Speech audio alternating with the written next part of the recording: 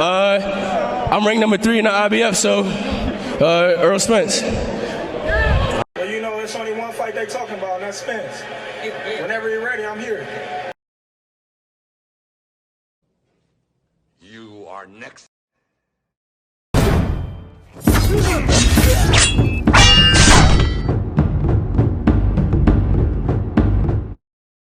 Wow, things are just getting more and more interesting by the day in the sport of boxing.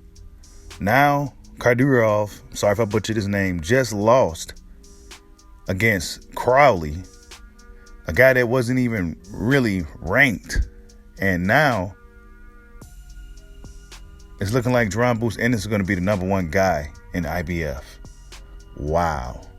Boy, how things turn around in the sport of boxing. Jaron Ennis is now in a position that Errol Spence was once in, dealing with Kell Brook.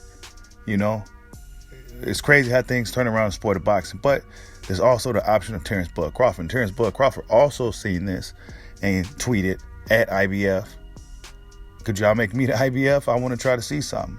Something to that effect, right? I got it on screen for you. So Crawford is trying to become Spence mandatory in the IBF as well, just to make something happen with Spence. Because Spence is reluctant on fight him, let's be honest. Obviously, nothing's going on behind the scenes of Crawford still trying to become this guy's mandatory. And if you don't know, now you know. He tried to become his WBC mandatory prior to fighting Sean Porter. The week of the Porter fight, he had requested to become Errol Spence's mandatory WBC. I'm assuming it didn't fall through. So now he's requesting the IBF. I mean, Terrence Crawford is doing whatever it takes to try to get the fight with this dude. And it's becoming painfully obvious that Errol Spence don't want no parts of him. But now he's going to have to deal with a guy named Jaron Ennis sooner than later. And let's be honest, he hasn't faced an IBF mandatory since Carlos Ocampo's almost 4 years ago. Carlos Ocampo's, how many years ago was that? 4 years ago? That was a long time ago. IBF is hell-bent on their mandatories, and they are the strictest of the sanction bodies. So they're going to be probably mandating Errol Spence to fight Jaron Ennis, going to purse bid to face Jaron Ennis sooner than later. Because it's Jaron Ennis' time. It's his time. It's coming. And it's already here. And Errol Spence Jr. waiting around, trying to fight Ugas and do all this. The boxing moved out of the way for Errol Spence to make the fight with Crawford. Crawford is showing you interest that he wants to fight. He's pressing you. He's calling you out.